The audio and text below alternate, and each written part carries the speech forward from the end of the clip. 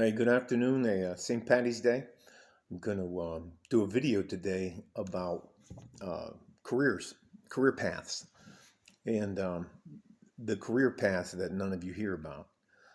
From the time you're a freshman in high school till the time you finish high school, you're going to be literally directed to universities, colleges, and junior colleges because that's how the system works so they can pay each other off.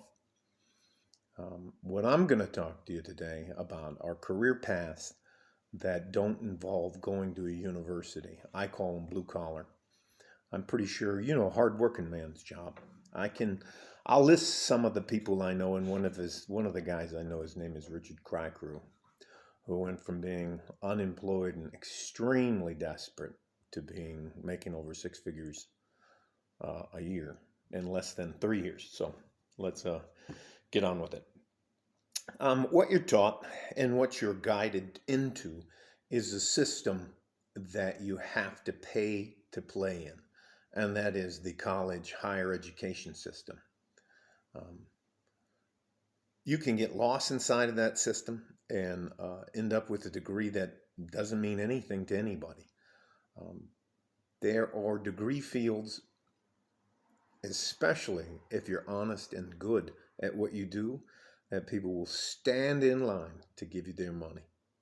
I've always said that these fields, the blue collar fields, are just absolute gold mines. The only difference is you have to work.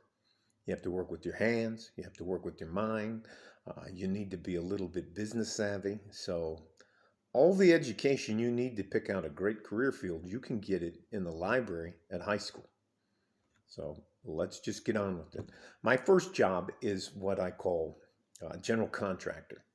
Now, I don't know if you've ever had to hire somebody to do something that's just a little bit outside of your league. I have a very good set of skills fixing everything from floors to plumbing and the rest of that. But there are things like roofing and pool work and some other things I just don't want to do, so I contract out for that.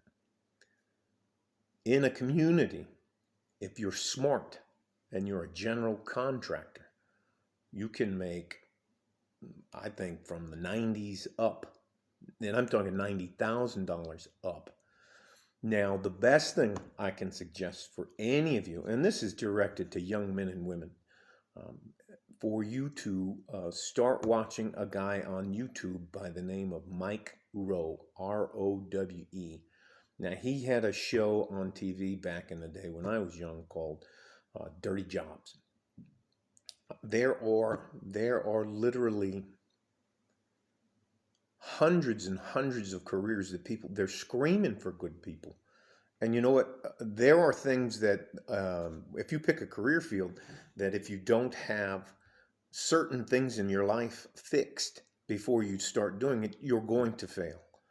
If you don't understand what an implied task is, you're going to fail.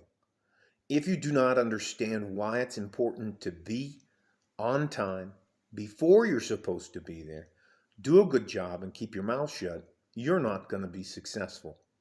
If you're a cocky know-it-all, you're not going to be successful. People will go out of their way to stand in your way to keep you from being successful. All you got to do, all you have to do to enjoy a great life, shut your mouth, do what you're supposed to do, be where you're supposed to be, on time, dressed properly, do your job, and don't cause problems. And people will stand in line to give you money. The biggest complaint, I know probably 10 of the top 20 general contractors here in El Paso, and they will bend over backwards for someone, a young man or a young woman, who's willing to do the work, who they don't have to go looking for, who, when they're talking to them, aren't on their phone. Look, I'm not going to beat the subject to death. We're going to do this in a macro way today, and I'll list some of the career fields. Again, general contractor. If you're a general contractor and you do a good job, and you just do a good job. You don't even have to be great at it. You just have to show up when you're supposed to, do the job, and leave and clean up after yourself. That's it. And people stand in line and you'll make at least $90,000 a month. Not a month, a year. And that's fantastic money for a blue collar job. But your reputation in the city you choose to operate in is everything. So if you got a bunch of dickheads working for you, or you're a dickhead yourself, well, good luck and enjoy the unemployment line. Uh, Listen, it's not hard to get ahead, but you got to do the work. And you know what? Yes, your personality matters. The difference between being a blue collar guy and a college guy is a blue collar guy can stand on his work. A college guy is either a good golfer or he's hooked into a social network that can help him get ahead. It doesn't matter whether or not he can do the job. What matters or not is if they like him. On the conversely, if you're a blue collar guy, they don't care what you look like. You do the job, how you're supposed to do it, when you're supposed to do it, you'll get paid. And the difference is, there are so many scumbag general contractors out there. You will stand out. People will word of mouth. You'll have so much work you won't know what to do. Anyways, that's my first recommendation for career path, general contractor. Second one is if you can get into as an apprentice to become a construction site manager. Now that may not be something you understand. Again, I'm telling you, all you got to do is keep showing up, keep your mouth shut, be on time, and do what the hell you're supposed to do. I can't tell you how many times the guys will who are looking for people, and I talk to them all the time, and they'll say they'll be talking to some guy, and he'll have his head down, looking at his phone. And they say they just don't even bother. Or a guy says, you know what, I want to be the greatest carpenter since God, since Jesus. And they don't even have a hammer. They don't have a leather vest. They don't have any of the proper tools. So it is what it is. And there are people out there who want to pass on their knowledge and experience to it. So you can do that.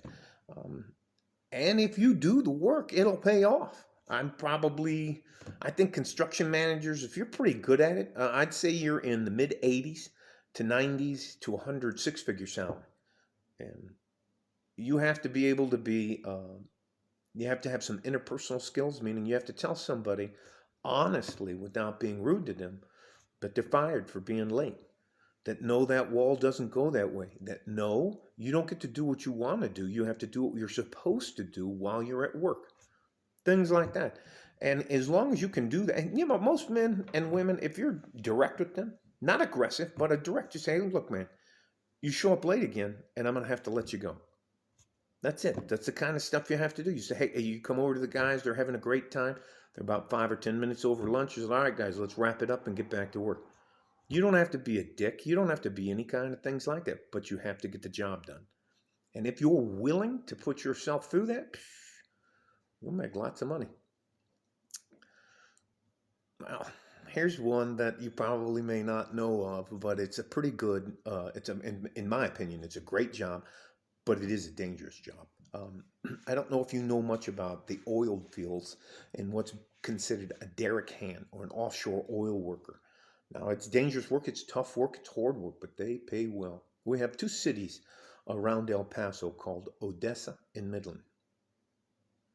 The McDonald workers there make over $15 an hour. I'm telling you, you can make mad money, but you're going to bust your ass. But you're going to be highly rewarded for busting your ass. And you know what they're looking for? They're looking for guys that aren't fucking drug addicts. They're looking for guys to just show up and do the job and go home. And you show up, you don't cause problems, they're going to rain money down on you. Is it tough work? Hell yeah, it's tough work. Can it sometimes be seasonal work? Yes. But it used to be called a roughneck when I was coming up. But you can make a lot of money doing that. So let's move on.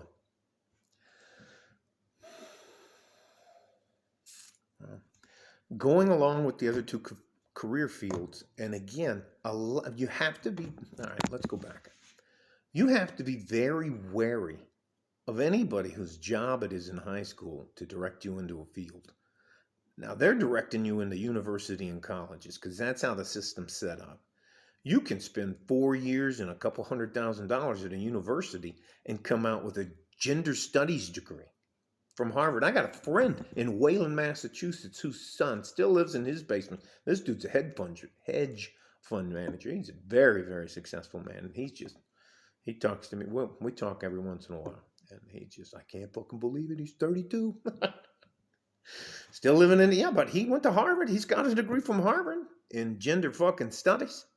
$250,000 later, and he's still living at home. 32 in the basement. Anyways, let's move on. Production manager. That is something you have to look into. I know some about it, but I'm not a great at it. The next one has to do with my own personal friend, Richard Cricrew, who I know. Richard was actually a veteran. He was very hard times. And what he did is he decided that he wanted to change his life. So he cleaned himself up a little bit. My wife and I helped him along a little bit. We didn't do much. Well, I didn't make him show up or anything. And he was struggling to get by. And he went into, I believe it's called Western Tech, to become a commercial welder. And evidently that was he was a grunt like me, an infantryman in the military. And it was like with that job, it was like a duck to water. I don't know.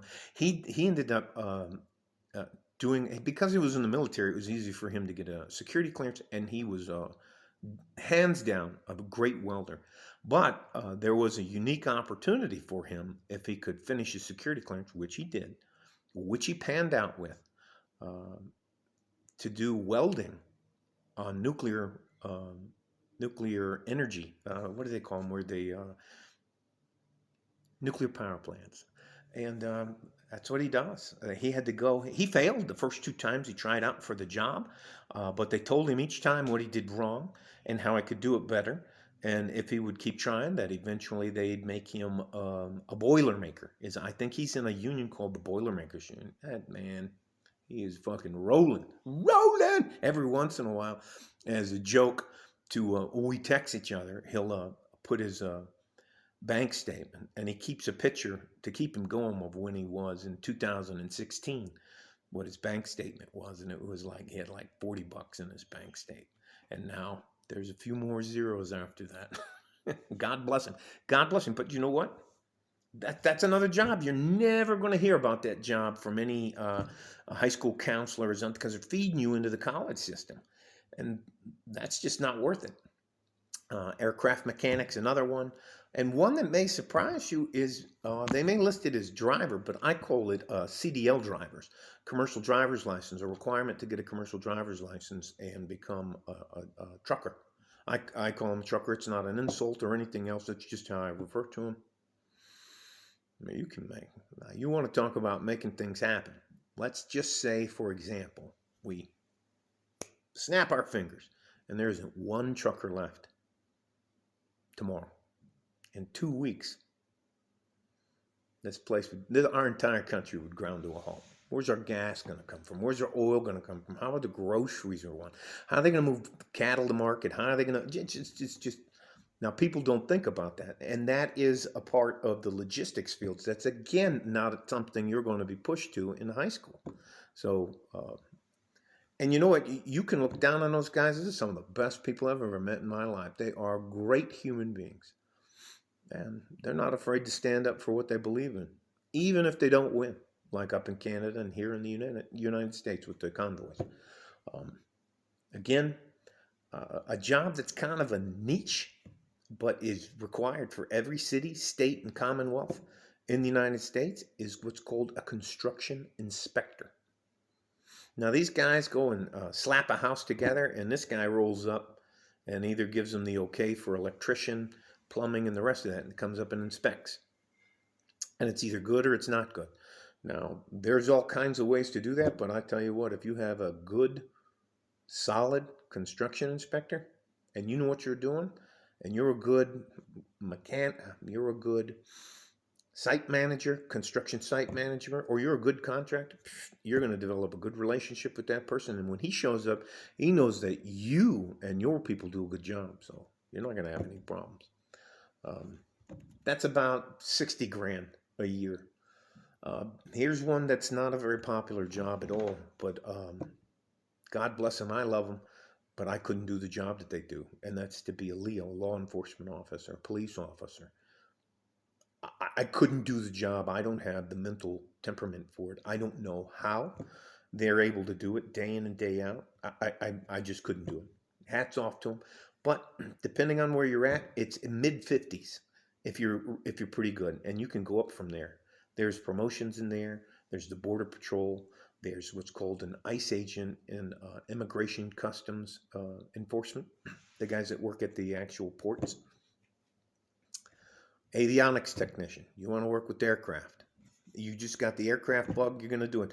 You want to do cellular towers. You want to do the windmills. They need to be surfaced. Again, I'm going to go back and say again about Mike Rowe. So, criminal investigator, plumbers and pipe fitters, diver. I know that may sound crazy. Conductor, which is on the railroads. A lot of people tend to forget about that. That's how we get a lot of the things we need.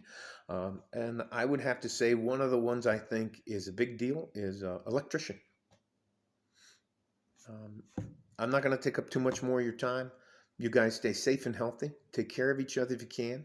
If you can't, take care of yourself. Look, there's plenty of jobs out there. You just got to do some certain things. Show up on time. Don't be a fucking problem. Keep your mouth shut. Keep your head down and do the work. You'll be wildly successful. If you need to, don't be afraid to ask. Hey, are you taking on any interns? I'd like to be an apprentice. Do you have an apprentice program? There's nothing wrong with that. All right. Stay safe and anyways, like a fart in a G-string from West Texas, El Paso. I'm out of here. Bye-bye.